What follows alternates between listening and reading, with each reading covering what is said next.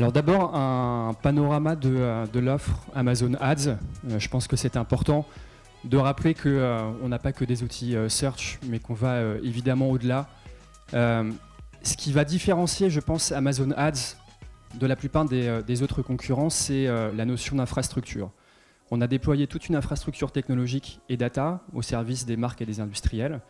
Et cette infrastructure a le bénéfice d'être extrêmement souple dans l'utilisation, c'est-à-dire qu'on va vraiment s'adapter à toutes les problématiques, à toutes les stratégies de marques. Évidemment, celles qui distribuent leurs produits sur Amazon, mais pas que. On va voir aussi qu'on a à cœur d'accompagner les marques sur l'augmentation de leurs ventes au-delà d'Amazon, notamment en D2C, et évidemment d'accompagner les marques aussi qui ne distribuent pas leurs produits sur Amazon.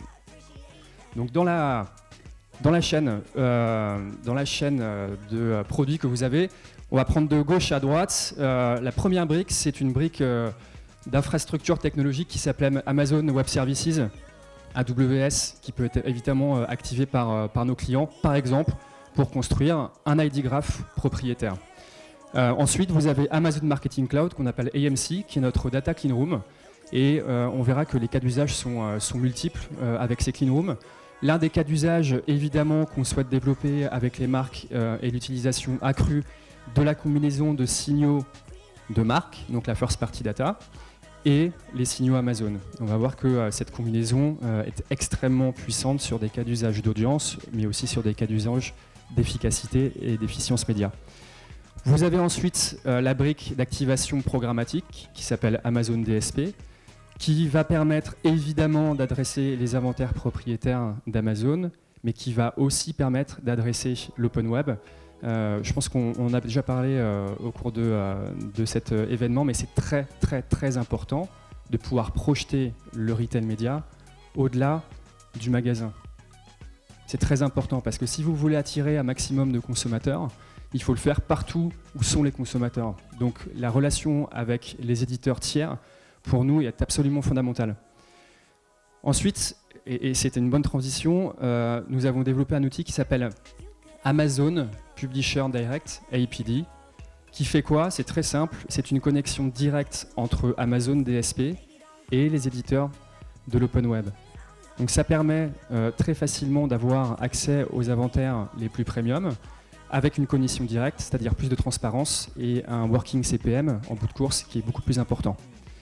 Et ensuite, la dernière brique, donc on a fait l'acquisition il y a 3 ans maintenant de Sizmek Ad Server qui va nous permettre de déployer des cas d'usage très avancés sur la mesure et de réconcilier tous les points de contact d'une marque sur Amazon et évidemment au-delà d'Amazon et d'avoir vraiment cette capacité à faire de l'attribution et de la contribution sur l'ensemble des canaux digitaux, sur les ventes Amazon, on va le voir aussi, sur les ventes hors Amazon.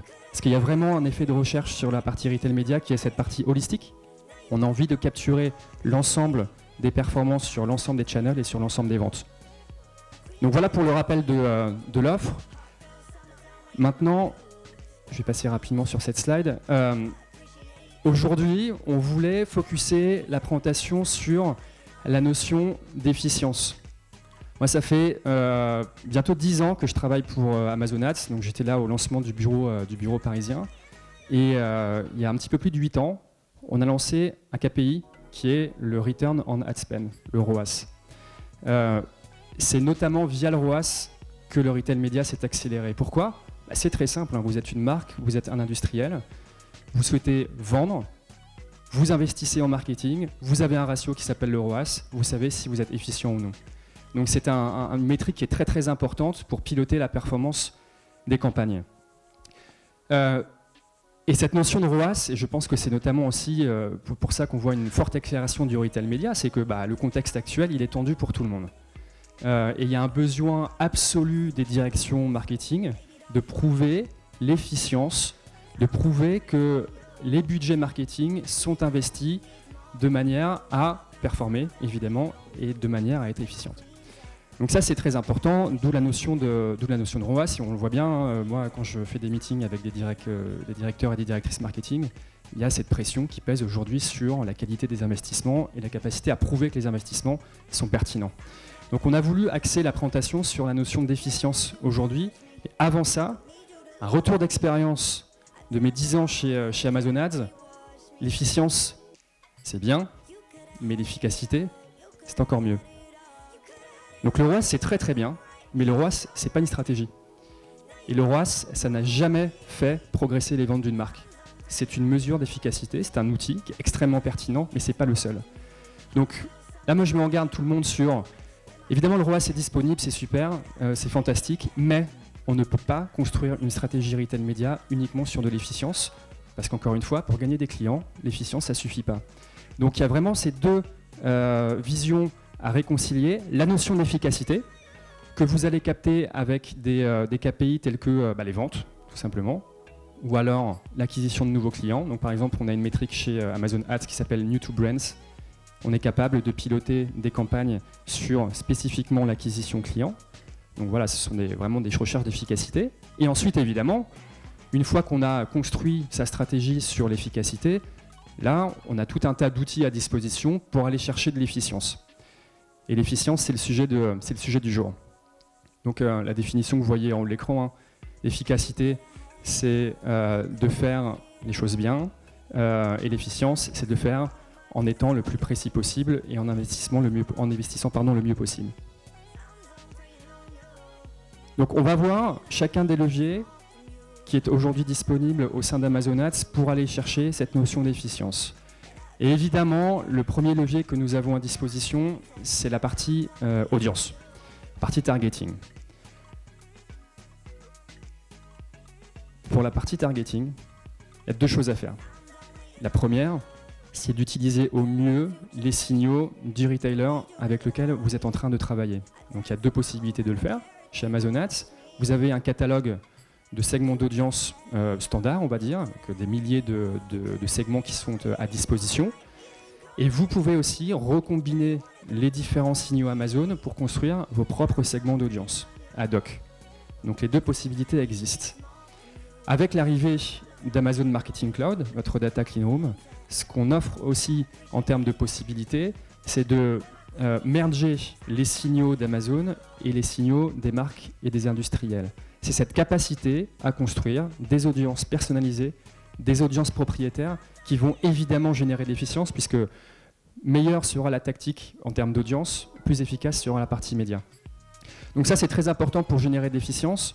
C'est aussi très important pour générer un différenciateur fort avec la concurrence. Moi, je suis persuadé que le travail sur les audiences, c'est vraiment quelque chose que les marques doivent vraiment focuser sur cet item parce que c'est un élément différenciateur.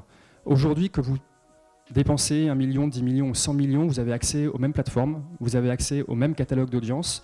L'une des clés de la réussite dans les mois et les années qui viennent, c'est la pertinence des audiences et le fait d'être en mesure de créer ces audiences personnalisées. Et notamment, il y a un point qui est extrêmement important, encore une fois, qui va être propulsé par les data clean rooms, c'est cette capacité à le faire à un niveau propriétaire. C'est-à-dire que nous, chez Amazon Ads, on offre des outils, mais ensuite charge aux marques et aux industriels de créer, avec leur propre modeling, leurs propres algorithmes, évidemment accompagnés par des partenaires comme Artefact, leurs audiences. Ça, c'est extrêmement important parce que cette notion de propriété et d'exclusivité va être centrale. Ensuite, il y a le sujet de la personnalisation. Et ça, c'est extrêmement important également parce que la personnalisation, elle est sur toutes les lèvres de toutes les marques depuis 10 ans, mais la vérité, c'est que presque personne n'en fait, alors que c'est stratégique. Et l'une des clés de l'efficience, c'est la personnalisation, on va le voir juste après. Ensuite, il y a tout ce qui va être ce qu'on appelle l'optimisation de la supply pass. Donc encore une fois, je reviens sur la notion d'importance de la relation avec les éditeurs. Le retail média, c'est pas que les assets propriétaires des retailers, c'est aussi l'open web et la relation qu'on peut avoir avec les éditeurs. Et il faut absolument aller chercher de l'efficience aussi sur la façon dont on distribue les messages à l'extérieur des assets propriétaires des retailers. Et évidemment, pour conclure, la partie mesure. Donc à la fois la mesure sur les ventes directes, nous ce qu'on appelle le brain halo, c'est-à-dire les ventes indirectes qu'on est capable d'influencer, les ventes sur Amazon, les ventes en dehors sur Amazon, que ce soit sur un canal de D2C ou un autre canal, on va être capable de démontrer et d'aider les marques et les industriels à créer des mesures et des modèles d'attribution et de contribution personnalisés, encore une fois, à un niveau marque, à un niveau gamme et évidemment à un niveau groupe. Alors, on va regarder un petit peu plus en détail. Donc, ce que vous voyez à l'écran, les pourcentages, c'est le gain moyen d'efficience qu'on constate quand une marque applique ces différents leviers versus des campagnes standardisées. Donc vous pouvez voir que finalement, avec pas beaucoup d'efforts, les gains d'efficience peuvent atteindre plus de 50% sur un horizon 3 à 12 mois. Ce n'est pas quelque chose qu'on fait évidemment en 2 semaines, mais sur un temps moyen, pas forcément un temps très long, on est en capacité d'aller chercher cette efficience. Donc si on regarde maintenant un petit peu plus précisément chaque pilier, donc on avait le pilier audience, je vais passer assez rapidement parce qu'on a déjà beaucoup parlé, et puis on a l'intervention de LiveRamp juste après qui en parlera aussi. Mais cette notion de croisement de données est extrêmement importante. Donc on a beaucoup de signaux chez Amazon, consommation de produits, consommation de divertissement, on a un reach qui est très important, on a une granularité qui est aussi extrêmement importante. Et évidemment, on conseille aux marques de développer leur first party data, c'est hyper important. Donc pour ça, on a des outils à disposition comme la Data Clean Room Amazon Marketing Cloud qui vous permettent de faire ce croisement pour tout un tas de cas d'usage et notamment des cas d'usage, comme je le disais tout à l'heure, de construction d'audience personnalisée. On a notamment un gros groupe de CPG qui, il y a quelques mois, a décidé d'aller explorer ce terrain. Et donc ils ont apporté leur modèle d'audience directement dans Amazon Marketing Cloud. Donc c'est pas un modèle Amazon, c'est bien un modèle qui appartient à ce groupe de CPG. Et donc ça avait pour vocation à aller quelque part nettoyer les audiences d'Amazon de tous les consommateurs qui de toute façon n'achèteront jamais les marques de ce groupe, de tous les consommateurs qui sont extrêmement fidèles aux marques de ce groupe et d'aller se concentrer sur le churn en fait, sur ces clients qui achètent peut-être 1 ou 2 fois les produits chaque année ou tous les 2 ans et essayer d'aller chercher plus de clients et une répétition accrue. Sur certains segments qui ont été créés, le ROAS a été multiplié par 10. Donc là, on voit la notion d'efficacité qui ressort par ce travail sur les audiences. Donc extrêmement important. Ensuite, il y a toute la partie de personnalisation. Ça, c'est quelque chose qui me tient beaucoup à cœur parce qu'on voit de plus en plus de marques, et ça va vraiment dans le bon sens, passer du temps sur la personnalisation des audiences. Par contre, des marques qui vont aller aligner le message avec les audiences qui ont été construites en amont, il n'y en a pas beaucoup. La réalité, c'est que la plupart des marques, elles vont distribuer le même message à tout le monde. Donc ça casse un peu la dynamique qui a été créée sur la partie audience parce qu'on se retrouve avec un message générique. Ce n'est pas le sens de l'histoire. Donc il faut vraiment travailler aussi cette personnalisation de la créa. Donc on a des solutions qui existent. La difficulté sur la personnalisation, c'est de le faire at scale et c'est de le faire de façon efficiente, encore une fois. Donc on a construit des outils qui permettent très rapidement de créer beaucoup de versions du même créa. Ces versions vont être optimisées algorithmiquement et vont être diffusées aux segments d'audience qui réagissent le plus. Et on voit des gains de performance qui sont très fortes. Donc là, on a l'exemple avec un groupe beauté qui fait quasiment plus 40% sur l'engagement. Et on descend 4,3 sur le ROAS. Donc on voit que ça sert à la fois l'efficience et l'efficacité. Et également, ce qui est intéressant de voir, c'est qu'en termes de coûts, on a également des économies substantielles qui sont réalisées, parce qu'encore une fois, on met l'accent sur cette capacité à scaler très vite ces créas personnalisées. Ensuite, donc là j'en ai parlé tout à l'heure, la relation avec les éditeurs, la capacité à aller projeter les audiences qui ont été construites sur l'open web, très important pour nous. On a développé un outil, donc Amazon Publisher Direct, qui nous permet finalement d'avoir une connexion directe entre les bailleurs qui utilisent Amazon DSP, les acheteurs, donc les marques, et les publishers. Tout le monde est gagnant dans la chaîne. Il y a plus de transparence. Les éditeurs qui sont en fin de course retrouvent une valeur, puisqu'évidemment il y a des coûts entre les bailleurs et les publishers qui ont été bypassés. Donc la transparence, l'efficience au niveau du CPM et des performances qui mécaniquement sont accrues. Donc on voit qu'en moyenne sur 2022, sur les campagnes qui ont utilisé cette solution, on a quasiment 30% de gain d'efficacité sur la viewability, donc c'est sur le CPM visible. Donc c'est quelque chose qui est vraiment très effectif. Il y a trop peu de marques encore qui utilisent ces leviers. Nous, on conseille vraiment d'utiliser et on a des logiques d'A/B test qui sont des protocoles de test qui sont disponibles. C'est très facile d'activer, c'est très facile d'avoir un résultat immédiat. Et ensuite, et ça c'est probablement le point le plus important de la présentation, je reviens sur cette notion de ROAS qui est évidemment extrêmement importante et qui va permettre de déterminer si on est efficace en termes d'investissement ou non. Le ROAS, il faut continuer à l'utiliser, mais il faut l'utiliser comme un outil et ce n'est pas une fin en soi. Un élément qui est extrêmement important, c'est la partie incremental value. On l'a cité en introduction de cet événement. Donc l'incrémentalité sur les ventes, ça c'est quelque chose qu'on va encore plus travailler avec les marques et les industriels en 2023. Ça va notamment être rendu possible par le fait que dans Amazon Marketing Cloud vont être onboardés des sets de données retail. Donc là, je ne parle pas de données qui sont liées à l'activité publicitaire Amazon Ads, mais bien des données retail, donc vraiment retail-centric au niveau marque et au niveau produit.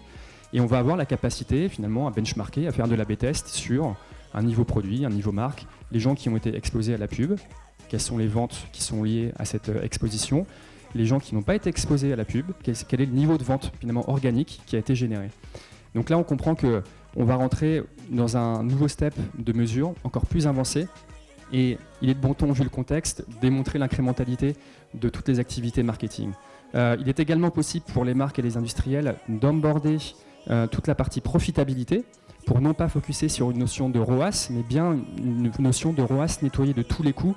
Et quand on met en parallèle la notion de profitabilité et la notion d'incrémentalité, on tient quelque chose qui est quand même extrêmement puissant pour aller convaincre, quand on est un directeur ou une directrice marketing, maçon ou sa CFO ou CEO, finalement d'augmenter la part de retail média, puisqu'on a à disposition des KPI qui sont tangibles et qui sont basés sur des signaux de consommation qui sont effectifs. Merci beaucoup.